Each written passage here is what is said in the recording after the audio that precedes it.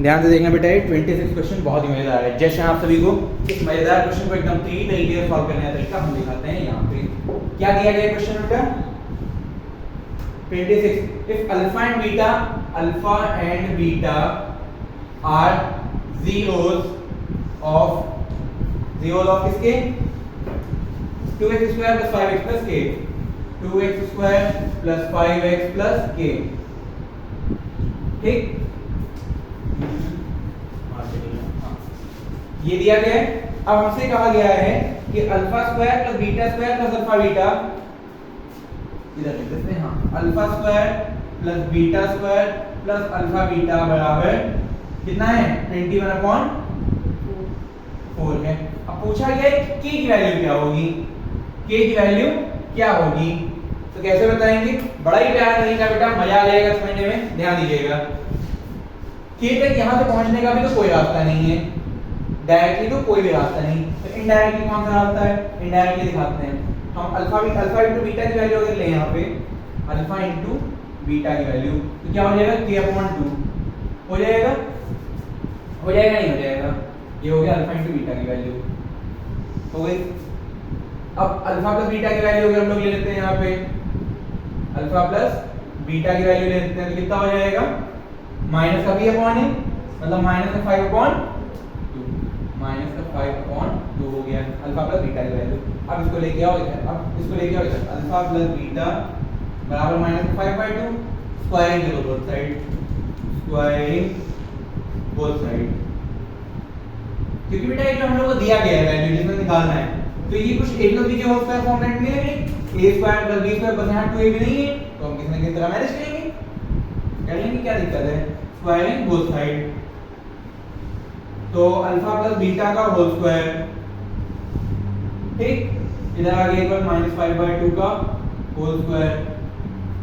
Alpha plus beta का whole square क्या होगा, alpha square plus beta square plus 2 alpha beta बराबर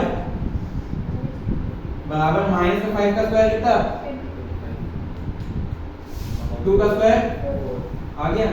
अब इसको हम थोड़ा सा तोड़ लेते हैं, थोड़ा सा देखो, अल्फा मैं लिख ही नहीं रहा होगा, हाँ इधर लिख देंगे, अल्फा स्क्वायर को अल्फा स्क्वायर ही रहने दो, बीटा स्क्वायर को बीटा स्क्वायर ही रहने दो, और 2 अल्फा बीटा को alpha beta plus alpha beta के फॉर्म में तोड़ दो, प्लस का अल्फा बीटा और प्लस का alpha beta, alpha beta plus alpha beta है, नहीं तो 2 अल्फा बीटा होगा, तो इसको तोड़ दिया, बराबर में कितना है 25/4 ही है। अब देखो इतने की वैल्यू तो हमको दी गई है, alpha square plus beta square plus alpha beta नहीं दी गई है, कितना दी गई है 21/4, अल्फा स्क्वायर, हाँ alpha square plus beta square plus alpha beta ये हमने कितना दिया 21/4, 21/4 ये अल्फा बीटा रह गया प्लस का अल्फा बीटा बराबर 25/4, ठीक, प्लस का 21/4 को भेज दो तो अल्फा इनटू बीटा की वैल्यू k/2, यहाँ रख दिया हमने k/2 और ये गया उधर 25/4 माइनस का 21/4, 25 में 21 गए तो 4, k/2 बराबर 4/4, कट के कितने हो गए 1/2 हो गए, चलो 1 हो गए। k/2 बराबर कितना है, इधर लिख दे रहे हैं हम, k/2 कितना 1, 2 इधर डिवाइड हो गया तो k बराबर आंसर। ये था सवाल, बड़ा ही ट्रिकी था, बड़ा ही मजेदार था, समझ में आया। जल्दी ये नोट को फिर अगले पे चलते हैं।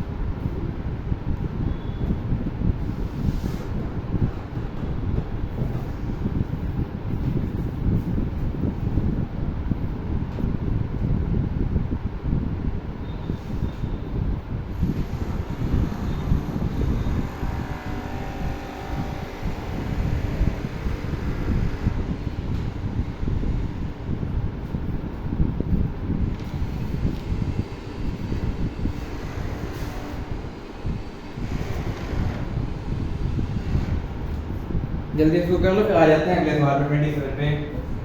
कोई बहुत बढ़िया है, एमसीक्यू का क्वेश्चन है, लेकिन हाँ ऐसा है।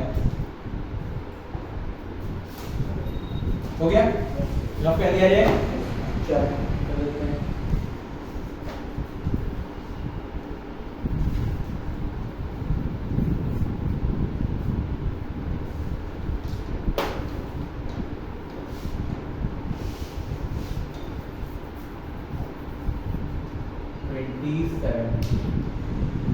ठीक है, 27 में क्या है, क्या है, डिवाइड कर रहे हैं हम लोग एक पॉलिनोमियल px को किससे, qx से। px कोई पॉलिनोमियल है, समझना बात को, यहाँ पे qx से डिवाइड कर रहे हैं।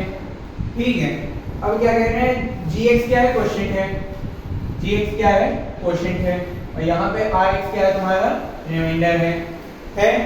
अब डिवीजन एल्गोरिथम हम लोग जानते हैं बहुत अच्छे से, क्या होता है, px बराबर qx into gx plus rx। ठीक, यही होता है, बिल्कुल यही होता है। अब इधर चार ऑप्शन दिए हैं, पूछा है कौन सा सही रहेगा, जिसमें पहला ऑप्शन क्या कहता है, rx हमेशा 0 रहेगा, रिमाइंडर हमेशा 0 रहेगा। बी, डिग्री rx, डिग्री जो होगी रिमाइंडर की वो हमेशा क्या होगी, छोटी होगी gx की डिग्री से, gx की डिग्री से।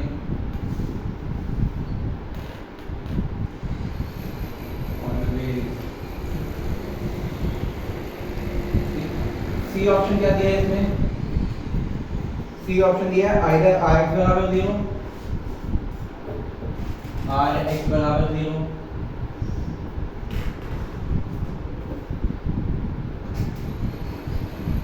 और डिग्री rx स्मॉलर देन, और degree rx smaller than degree gx। ठीक, अब डी ऑप्शन पे आ जाते हैं, rx बराबर gx, rx बराबर gx। ठीक, अब इन चार ऑप्शन में से सोच बताओ कौन सा सही रहेगा। ठीक है, इन चार ऑप्शन में से सही ऑप्शन हमारा कौन सा रहेगा, देखो सी। क्यों होगा इसका रीजन भी समझते चलेंगे। देखो पहली बात, क्या रिमाइंडर हमेशा 0 होगा किसी पॉलिनोमियल को डिवाइड करने पे, हमेशा 0 तो नहीं हो सकता। 0 तभी होगा जब तुम्हारा ये qx px का एक फैक्टर होगा, तभी 0 होगा, मतलब ये ऑप्शन तो भूल जाओ। अब दूसरा क्या कहा है कि डिग्री जो रिमाइंडर की है, जो रिमाइंडर है वो हमेशा हमेशा तुम्हारा gx से छोटा रहेगा। gx क्या, ये इससे हमेशा छोटा रहेगा। क्या जरूरी है ऐसा? नहीं है। इसके एक एग्जांपल साथ समझाते हैं। जैसे मान लो मैं यहाँ पे डिवाइड कर रहा हूँ 9 को 7 से, 9 को मैंने 30 से डिवाइड किया, 7 से डिवाइड किया, तो कितने बार में जाएगा? 1 बार में जाएगा। और रिमाइंडर कितना बचेगा यहाँ पे? 2। अब ये देखो रिमाइंडर बड़ा हो गया किससे? gx से। r बड़ा हो गया gx से। अधिकतर केसेस में बात सही होती है, लेकिन ऑलवेज नहीं। अब देखो अधिकतर केस में कैसे सही होती है। अब यही 9 में किससे डिवाइड कर रहा होता? 2 से डिवाइड कर रहा होता, तो 2 का टेबल कितनी बार पड़ा? 4 बार। 8 रिमाइंडर कितना बचा? अब देखो ये छोटा हो गया, ये बड़ा हो गया, तो छोटा बड़ा लगा रहता है, यानी हमेशा ये छोटा नहीं रहेगा। तो ये ऑप्शन भी हटाओ। अब कह रहा है रिमाइंडर 0 भी हो सकता है और इससे छोटा भी हो सकता है। क्या बात सच होगी? बिल्कुल सच होगी, क्योंकि रिमाइंडर बेटा या तो 0 होगा, और 0 नहीं होगा तो तुम्हारा gx से हमेशा छोटा रहेगा। ऑलवेज नहीं, कभी-कभी, ऑलवेज लिखा भी नहीं है उसने। तो ये ऑप्शन हमारा सही हो सकता है। अब रिमाइंडर क्या हमेशा इसके बराबर होता है? क्या रिमाइंडर इसके बराबर होता है? कभी भी नहीं, ये तो कभी भी नहीं होगा बेटा। तो कुल मिला के ये ऑप्शन भी हमारा नहीं होगा, मतलब यही ऑप्शन हमारा सही है। समझ में आया?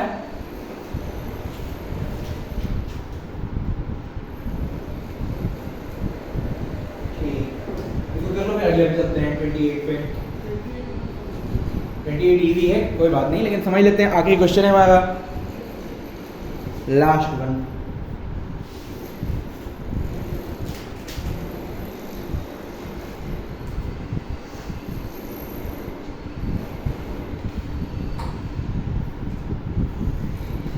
बस कर दें।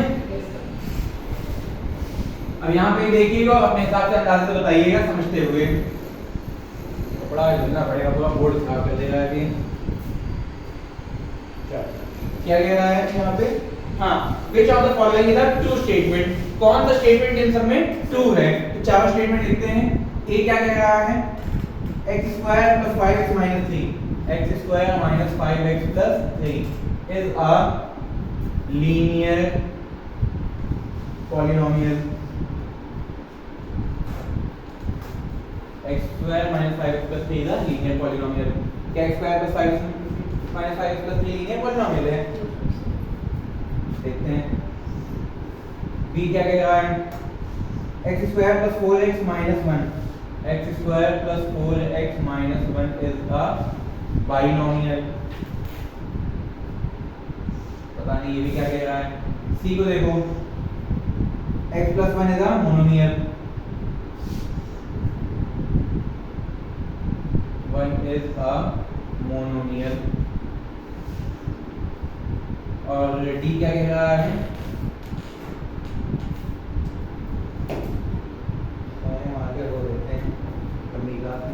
d क्या कह रहा है? 5x cube is a monomial, 5x cube is a monomial.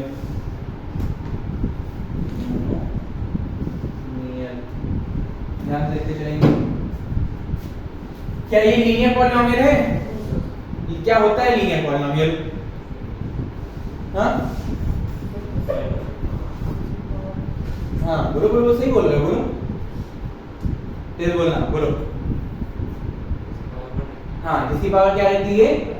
कौन सी पावर? मैक्सिमम पावर इसकी 1 रहती है। मैक्सिमम पावर इसकी कितनी है?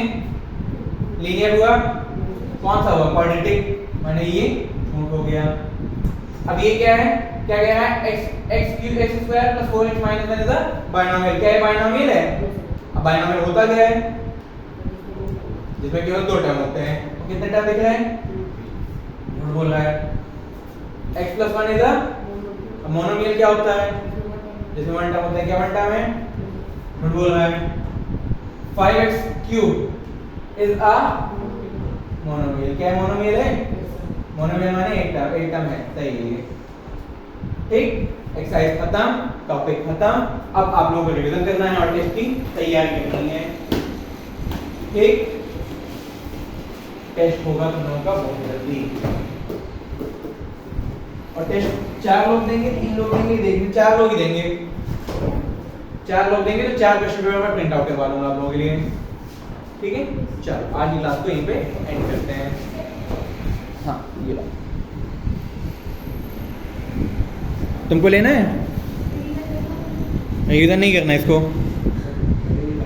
हाँ,